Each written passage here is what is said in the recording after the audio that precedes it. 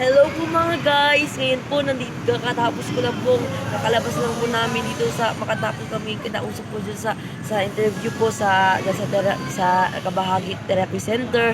At ngayon po, nandito na po kami sa court.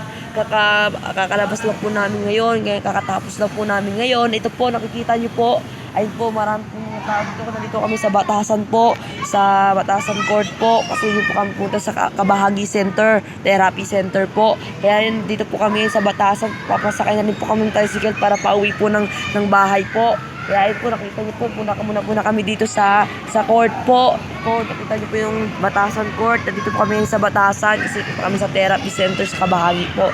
Nakatapos lang po namin ngayon. At ito po, sakay na rin kayo mamaya ng tricycle po. Kaya hanggang ito na po dito, namasok po kami ngayon. Lakad-lakad tayo mga guys.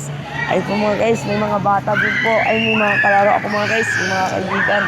Kasi po kami sa Batasan po mga guys. Ay nakita nyo, napakarami.